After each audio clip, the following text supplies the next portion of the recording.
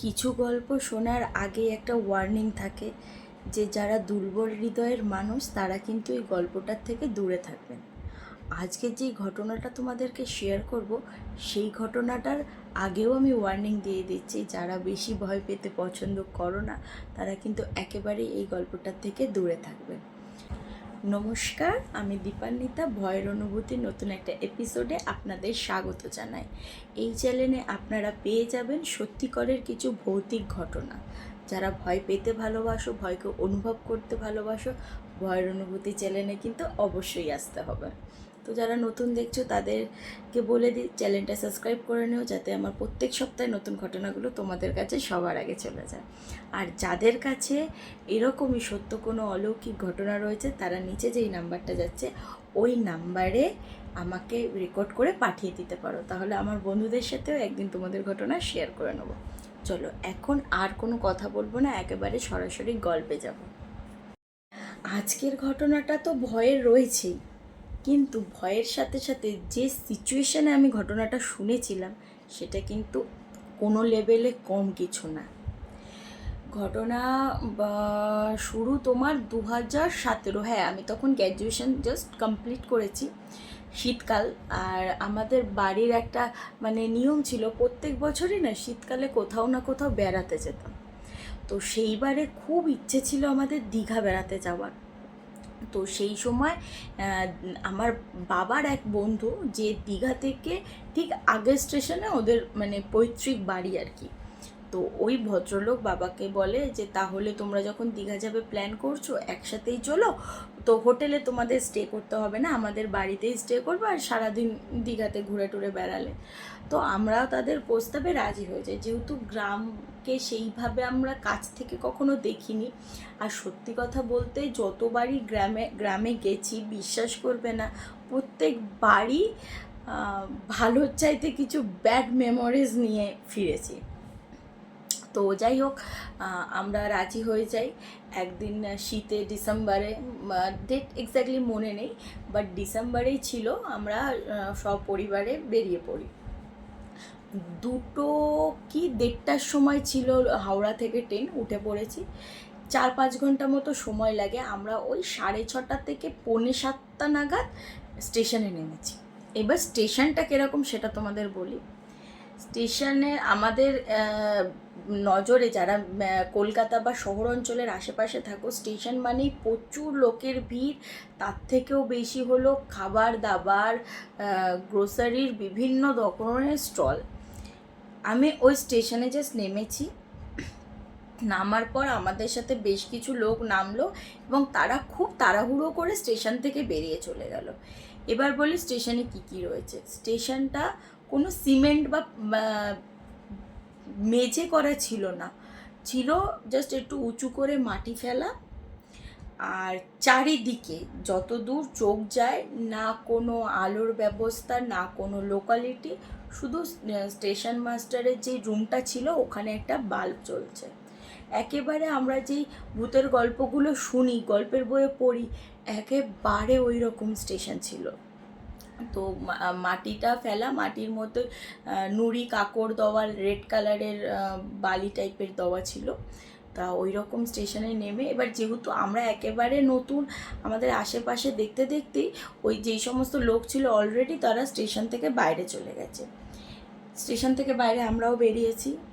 বেরোনোর পর দেখছি সেই রকমভাবে কোনো রকম আর গাড়ি নেই। গাড়ি বলতে ছিল ওখানে শুধু ইঞ্জিন মোটর ভ্যানগুলো, এছাড়া আর তেমন কিছু ছিল না সেখানে। তো যতক্ষণে আমরা বেরিয়েছি, লাস্টলি একটা মোটর ভ্যান বাকি ছিল।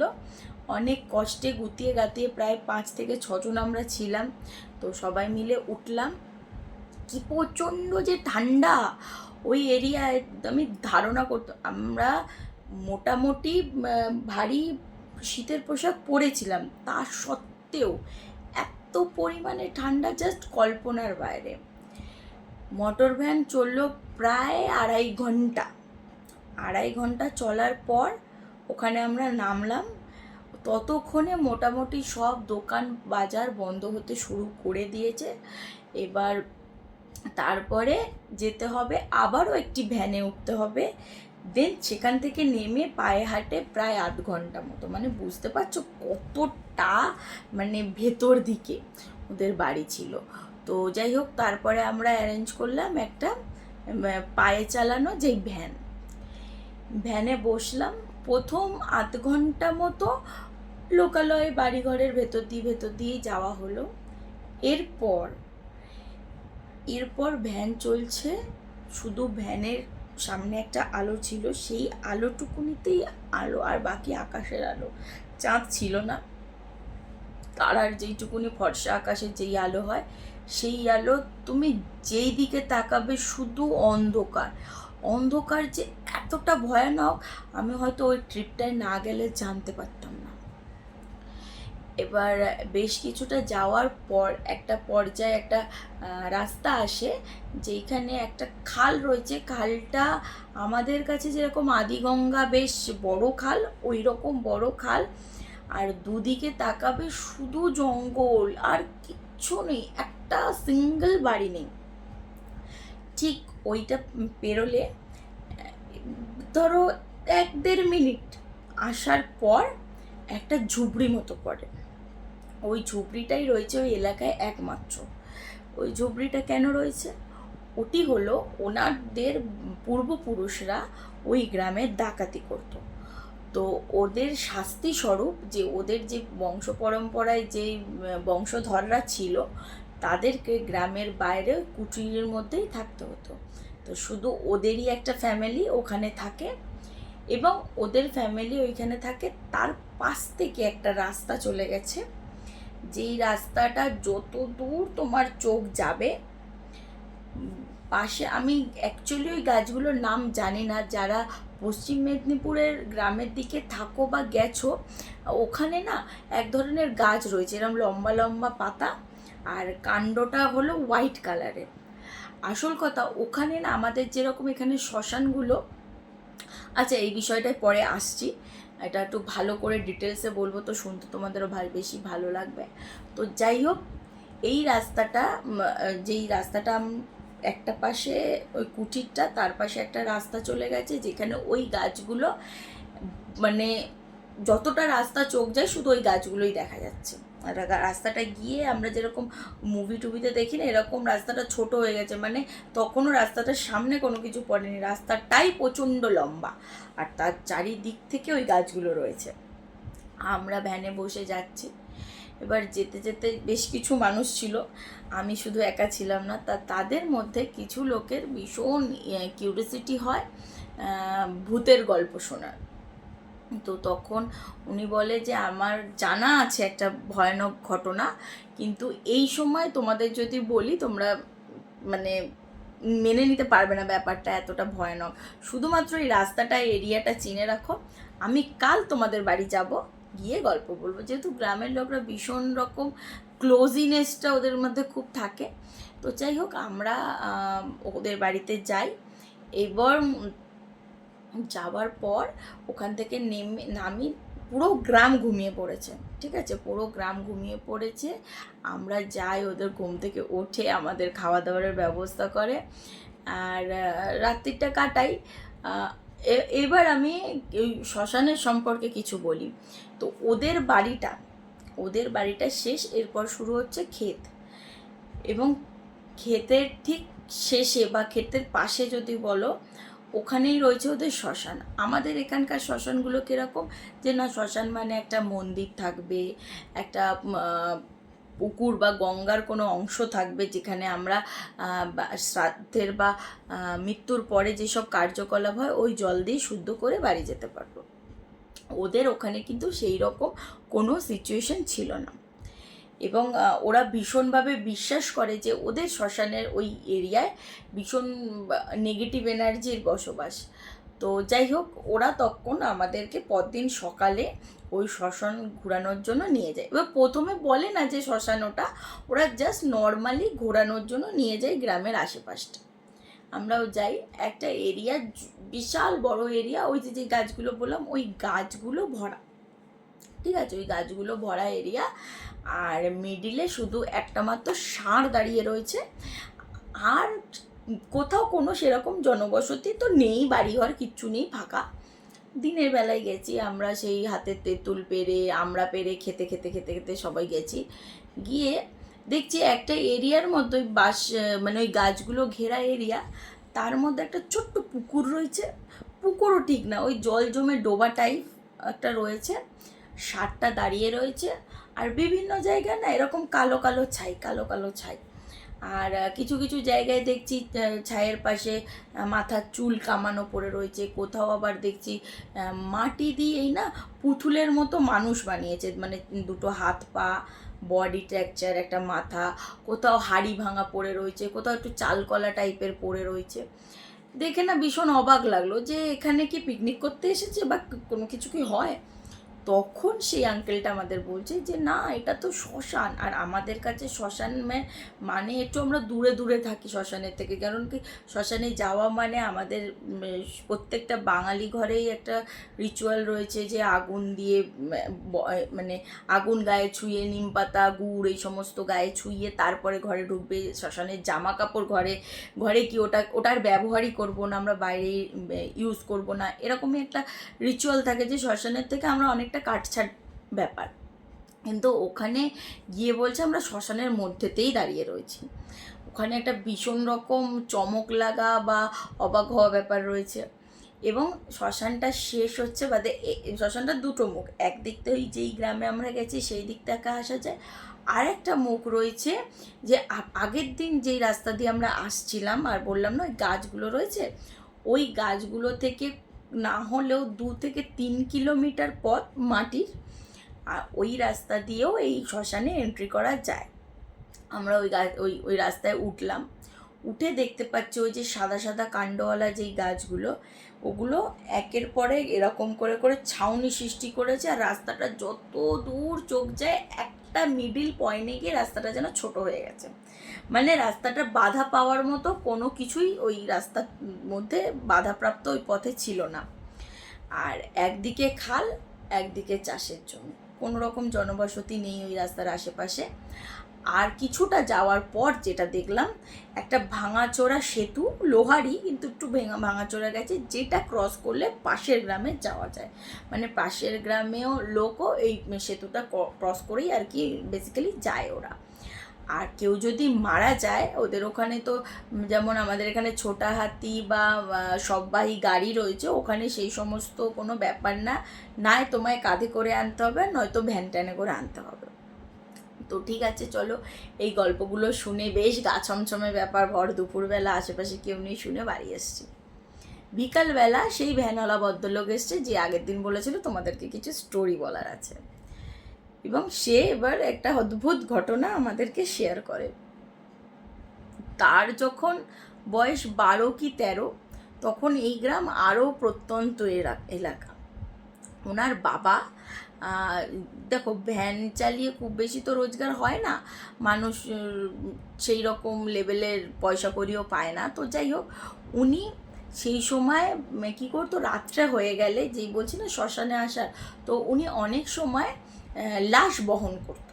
ঠিক আছে, কোথাও ধরো অপঘাতে মারা গেছে, তার মৃতদেহ বাড়িতে দিয়ে আসা, বা কেউ ধরো বাড়িতে তেমন কেউ নেই, কাঁধে করে শ্মশান পর্যন্ত নিয়ে আসা, তো উনি ওই ভ্যানে করে ওই মরা লাশ বা সবগুলোকে আদান প্রদান করতেন। তা ওরকমই একদিন ওনার একজন আর কি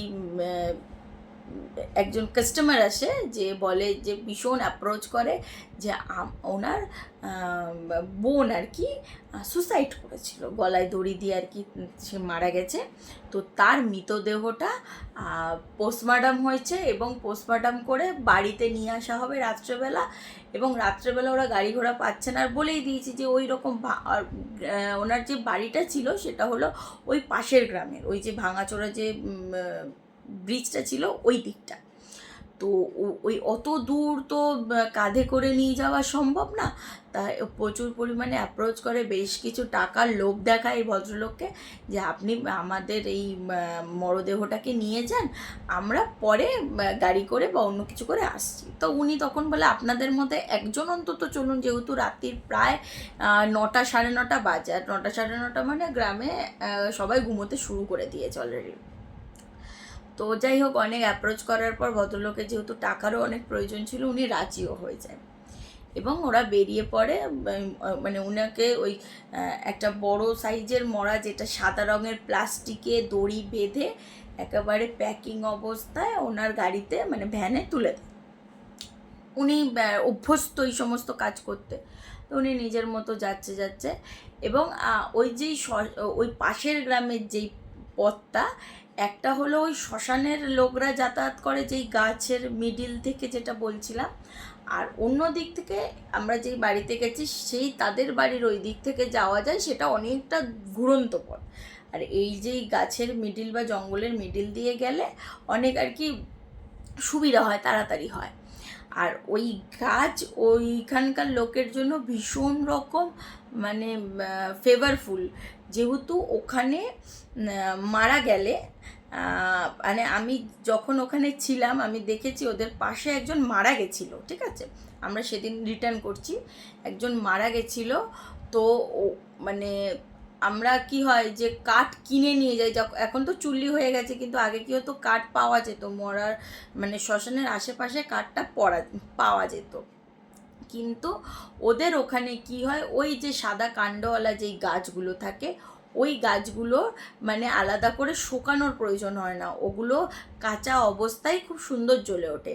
তো ওই কারণে ওই এলাকায় প্রচুর পরিমাণে ওই গাছ রয়েছে যাতে মৃতদেহগুলো পোড়ানো যায়। আর ওই শ্মশান সম্পর্কে আরেকটাও ঘটনা আছে, যেই কারণে ওরা শ্মশানটাকে অত ভয় পায়। আমি মূল ঘটনা থেকে অনেকটা বেরিয়ে গেছি, সে যাই হোক, আমি এটা কমপ্লিট করে নিই। ওই যে গাছগুলো দিয়ে ওরা মানে ধরো পাড়ায় একজন মারা গেল, প্রত্যেকের বাড়ি থেকে একটা করে ছেলে আসবে, সকলে মিলে ওই গাছ কেটে নিজেরাই শ্মশানে যাবে, ওদের ওখানে কোনো ডোম বলে কেউ কিছু নেই, ঠিক আছে, ওরা নিজেরাই সমস্তটা করে। এবং অনেক সময় কি হয়, ওখানে প্রচণ্ড শিয়াল রয়েছে, শিয়াল থাকার একটাই কারণ, অনেক সময় ওই ধরো পোড়াতে গেছে, প্রচুর বৃষ্টি হচ্ছে, ঝড় হচ্ছে, ওরা আধপোড়া অবস্থায় ওই মরাগুলোকে রেখে দিয়ে চলে আসে। পরে ওরা গিয়ে দেখে যে ওদের শুধু হাড়গড়ি পড়ে রয়েছে, আর তখন ওরা ওই হাঁড়ি করে ওর মধ্যে কিছু মাটি দিয়ে ওই পুকুরের মধ্যে পুঁতে দিয়ে আসে, কারণ হাড়গোড়গুলো রেখে দিয়ে শিয়ালগুলো মাংসগুলো খেয়ে নিয়েছে। এই রকম টাইপের মর্মান্তিক একটা শ্মশান ঘাট ওখানকার। ওখানে ওই গ্রাম কি, ওই আশেপাশে সব গ্রামে এই রকমের রিচুয়াল হয়ে থাকে। মানে এটা অদ্ভুত, কোনো ডোমে কোনো কিছু করবে না, আমাদের নিজেদের ফ্যামিলির লোককেই, নিজেদের ফ্যামিলির মেম্বারকেই আর কি দাহন কার্য সম্পন্ন করতে হবে। তো যাই হোক, ওই ভদ্রলোককে বলে যে তুমি শ্মশানে যাও মরা নিয়ে, আমরা এই দিক থেকে যাচ্ছি। না, ভুল বললাম, শ্মশানে যাচ্ছিল না, ওনাকে ওই মরাটাকে নিয়ে ওদের ওই পাশের যেই গ্রামটা আছে ওই বাড়ি, ওখানে পৌঁছে দিয়ে আসার কথা বলা হয়েছে। উনি গেছে। বেশ ওই যে ব্রিজটার কথা যে তোমাদের বললাম, যে ওইখানে আশেপাশে তেমন কোনো বাড়ি নেই, একটাই বাড়ি আছে, ওই ব্রিজটা রয়েছে। উনি যখন ওই ব্রিজের মুখে উঠেছেন, তখনই দেখতে পায় যে একটা মেয়ে, ওই বছর 8 এরকম একটা মেয়ে, বেশ সুন্দরী, মানে বোঝা যাচ্ছে গড়নগুলো এত, মানে অন্ধকারের মধ্যে আকাশের যে আভার যেই রঙটা থাকে, সেখানে বোঝা যাচ্ছে যে মেয়েটি ভারী পরিষ্কার, আর শাড়ি পরা, কোনো ফ্রক না, গাছ শাড়ি যেগুলো বলে না, একেবারে ওই হাঁটুর উপর পর্যন্ত বেশ পেঁচিয়ে পেঁচিয়ে পরা যায়। ওই মেয়েটি দাঁড়িয়ে দাঁড়িয়ে হাসছে। এবার উনি ভাবলো আশেপাশে কোনো ওই বাড়ির হয়তো মেয়েটে হবে বা কিছু, ওরকম দেখে বলছে এই বাড়ি চলে যা, এরকম বলে উনি আবারও ওনাকে মানে মেয়েটাকে পাশ কাটিয়ে দিয়ে চলতে শুরু করেছে। এবার কিছুক্ষণ পর না, উনি ভ্যানটা টানছে, এবার ওই রাস্তাটায় উঠবে, ওই যেই শ্মশানের যেই রাস্তাটা বলেছি ওই রাস্তা দিয়ে উঠে ওই পাশের গ্রামে যাবে তাড়াতাড়ি করার জন্য। যেই উনি ভ্যানটা টানছে, ভ্যানটা না প্রচণ্ড ভারী হয়ে গেছে, লাশ নিয়ে আসছিল, এতক্ষণ যে ওয়েটটা ছিল তার দ্বিগুণ ওয়েট হয়ে গেছে। উনি কিছুতেই যেন ভ্যানটাকে আগাতে পারছেন না। উনি হয়তো পিছনে ঘুরে দেখেছে কে, তখন দেখছি ওই মেয়েটি পা দুলোচ্ছে ভ্যানের মধ্যে বসে, পেছন মানে ওনার দিকে ব্যাক সাইড করে পা দোলাচ্ছে, ওই ভ্যানে বসে আছে। উনি ভেবেছে ভ্যান চড়ার উদ্দেশ্যে উঠেছে। তা বলছে তোর বাড়ি কোথায়, চল আমি তোর বাড়িতে ড্রপ করে দিচ্ছি, আর আমার গাড়িতে উঠিস না, দেখছিস না একটা মরা পড়ে রয়েছে, কেন উঠতে চাইছিস? মেয়েটা কোনো উত্তর নেই, শুধু খিলখিল একটা হাসি। এবার উনি একটু ধমকের সুরেই বলেছে এই বাড়ি যা, এত রাত্রিরে দরকার নেই তোর আমার সাথে যাওয়ার, বাড়ি চলে যাই, তো তোর বাড়ি মনে হয়, তুই বাড়ি ঢোক। বলাতে ও ভ্যান থেকে নেমে হাঁটতে শুরু করে দিয়েছে, মানে ওই ভ্যানটা যেদিকে যায় তার উল্টো দিকে হাঁটতে শুরু করেছে। তো উনি ভাবলো যে এবার হয়তো বকা টকা দেওয়ার ফলে উনি চলে গেছে। আবারও উনি ভ্যান চালাতে শুরু করেছে। কিছুক্ষণ পর ভ্যানটা আবার ভারী হয়ে গেছে। এবার ওনার হাসির শব্দটা একেবারে কাছ থেকে আসছে। উনি হঠাৎ করে জাস্ট এরকম করে সোজা মতো ভ্যান চালাচ্ছিল, এরকম ঘাটটা ঘুরিয়ে দেখতে পায় যে ভ্যানের পাশে দেখবে দুজনকে বসানো যায়, আর উনি ভ্যানটা কন্টিনিউ চালাচ্ছিল, যে দাঁড়িয়েছিল এমন না, ভ্যানটা কন্টিনিউ চালাচ্ছে। কিন্তু সেই চালানো অবস্থায় পেছনে লোক উঠতে পারে, কিন্তু ওনার পাশ থেকে কেউ উঠলে উনি বুঝতেই পারবে। উনি দেখতে পাচ্ছে ওই মেয়েটা আবারও পাশে বসে হাসছে। এবার উনি খুব ভয় পেয়ে যায়। এইবার ওনার মাথায় আসে কিছু একটা অস্বাভাবিক জিনিস হচ্ছে। এতক্ষণ কিন্তু উনি একটা বেবি হিসাবেই ট্রিট করেছে, একটা মেয়ে হিসাবেই ট্রিট করেছেন। উনি তখন ভ্যান ট্যান ছুঁড়ে লাফ কাটে। লাফ কাটাতে মেয়েটা আবারও হাসতে হাসতে পেছন দিকে যেতে থাকে। এবার ওই ভদ্রলোক ওখানেই যেন মানে বলে না স্টিল হয়ে যাবে, ওখানে উনি স্টিল হয়ে গেছে, ফ্রিজ হয়ে গেছে। এবার দেখতে পাচ্ছে ওই মেয়েটা দৌড়ে দৌড়ে গেল, গিয়ে ব্রিজের যে রেলিংগুলো থাকে ওর উপর উঠে এইবার ও সার্কেল মতো ব্রিজের আরপার ঘুরছে। মানে কি, এই তো ব্রিজ, ঠিক আছে, মেয়েটা উঠলো এর উপরে, উঠে ব্রিজের এবার নিচ থেকে এরকম যেরকম আমাদের মাকড়সা বলো বা টিকটিকি বলো দেওয়ালে বায়, ও ওই রকমভাবে ব্রিজের চারদিকে বাইছে, এরকম করে গিয়ে আবার উপর দিকে উঠছে, আবার এরকম করে গিয়ে মানে জাস্ট রাউন্ড। ওটা দেখার পর ওনার মানে বোধ শক্তি হারিয়ে ফেলেছে। উনি এতদিন যাবৎ মরাবাহীর কাজ করছে, এইরকম দৃশ্যর যে সম্মুখীন হতে হবে উনি কখনো কল্পনা করতে পারেনি। তো যাই হোক, ওই ভদ্রলোক তখন আর ওখানে দাঁড়িয়ে থাকতে পারে না, দিয়ে ওই পাশে যাদের সাথে মানে পুরো গ্রামের লোক যাদের সঙ্গে কথাও পর্যন্ত বলে না ওই ডাকাত ফ্যামিলির সাথে, তো উনি তখন ওদের কাছে গেল এবং ভীষণ রকম ভয়ে এরকম ঘটনাগুলো জানালো। তা ওরা তখন শুনে সকলে মিলে আরও বেশ কিছু লোককে গ্রাম থেকে এদিক ওদিক থেকে ডেকে নিয়ে আসা হলো। এবার উনি বলছে যে আমার এরকম ভ্যান ছিল, লাশ ছিল, এই রাস্তায় আমি রেখেছি। বেশ কিছু লোক জড়ো হয়েছে, সকলে মিলে গেছে, গিয়ে না ভ্যান আছে না লাশ আছে, কোথাও না লাশ খুঁজে পাওয়া যাচ্ছে না ভ্যান খুঁজে পাওয়া যাচ্ছে। খোঁজ। এবার ওনার অন্য লোকের একটা মরদেহ, তার তো বিশাল বড় একটা দায়িত্ব, রেসপন্সিবিলিটি, উনি কী করে ম্যাচ আপ করবে। তো যাই হোক, অনেক খোঁজাখুঁজির পর প্রায় তখন ভোরের আলো ফুটতে শুরু করছে, ওই 3:30 পৌনে 4 বাজে। সেই সময় কিছু লোক আবিষ্কার করে ওই যে ব্রিজটা ছিল, ওই ব্রিজের ওখানে একটা ভ্যান উল্টে পড়ে আছে, আর পাশে ওই যে মরদেহটা প্লাস্টিকে পেঁচানো ছিল ওইটা পুরোটা খোলা, এবং ওর মরদেহর দেহে থেকে খাবলা করে মাংস তুলে নিয়েছে। এবার অনেকেই বলছে যে এটা শেয়ালের কাজ বা অন্য কোনো হায়না টাইনার কাজ, কিন্তু নিরেটভাবে যেরকম যদি তুমি এক জায়গা থেকে তুলে নাও কোনো কিছু, আর যদি এরকম ছিঁড়ে খুঁড়ে খাও, তাদের মধ্যে পার্থক্য আছে। ওই দেহের মধ্যে দিয়ে সমস্ত কিছু তুলে নেওয়া হয়েছে, যেমন ওনার পেটটা কেউ ফালা করে ওর ভেতর থেকে যে সমস্ত নাড়ি ভুঁড়ি যা যা ছিল আর কি, পাকস্থলী টলি সব তুলে নিয়েছে, পেটের ভেতরে কিচ্ছু নেই। প্রথম কথা, তার স্তন যুগল যেন কেউ কেটে নিয়ে চলে গেছে, সেখানে শুধু দুখানা গর্ত রয়েছে। তার থায়ে থেকে কিছুটা মাংস কেউ রাউন্ড করে কেটে নিয়ে গেছে, শুধু ওই কেটে কেটে অংশগুলো যেন কেউ তুলে তুলে খেয়ে নিয়েছে, যেমন যে আঁচড়ানোর যে ব্যাপার সেই সমস্ত কিচ্ছু নেই, শুধু যেন ওর মাংস কিছু কিছু জায়গা থেকে খুবলে খুবলে কেউ খেয়ে নিয়েছে। তো যাই হোক, এই ঘটনাটার যার আগে পিছে কোনো কারণই ওনারা খুঁজে পায়নি, গ্রামের কেউই ওই ব্যাপারে সঠিক কোনো উত্তর বলতে পারেনি, বা ওই বাচ্চা মেয়েটিও বা কে ছিল সেটাও কিন্তু সারা জীবনের মতো রহস্যই রয়ে গেছে। এবার আমি ফিরত আসি আবারও আমাদের সেই ট্রিপে। তো ওখানে গিয়ে আরও একটি ঘটনা আর কি সম্মুখীন হয়েছিলাম আমরা। সেটা হলো, গল্পটা একটু বেশি বড় হয়ে যাচ্ছে, সে যাই হোক না। এবার সেটা হলো যে ওদের বাড়িতে ওরা মনে করে, ওদের বাড়িতে রাত্রেবেলা ঘুমানোর পর, যেহেতু একদিকে ওদের পাকা বাড়ি ছিল, একদিকে মাটির বাড়ি ছিল, এবং মাটির বাড়িগুলো আগে কি হতো, ঘরগুলো মিডিলে হলেও বারান্দাটা একটা দোয়ার টাইপের, ওটা কিন্তু ঘরে চারপাশ থেকে ঘুরে আসতো, একটা বারান্দা টাইপের।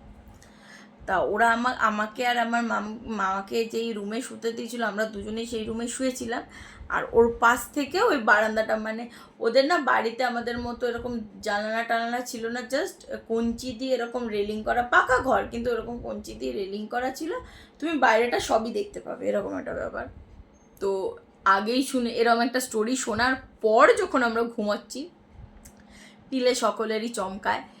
আর তুমি রাত্রে শুয়েছি আমরা, শোয়ার আগে আমরা আরেকটা স্টোরি শুনেছি, সেটা হলো ওনার যে ঠাকুরদা ছিলেন, যার বাড়িতে আমরা গেছি, ওনার ঠাকুরদাকে দাহ করা হয়নি, কারণ উনি বৈরাগী টাইপের একজন ভদ্রলোক ছিলেন, তো ওদেরকে দাহ করা হতো না, ওদের সমাধিস্থ করা হতো।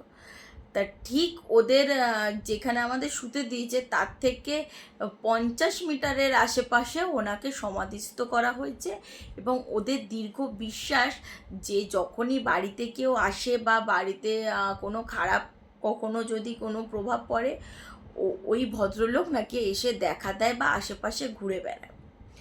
দ্বিতীয় আরেকটা ঘটনা বলে, সেটা হলো ওনাদের ওই ভদ্রলোকই নাকি একটা বিশাল বড় সাপের আত্মাকে পুষে রেখেছিলেন, যে রোজ রাতে ওই বারান্দা থেকে পুরো বাড়িটার পরিক্রমা করে।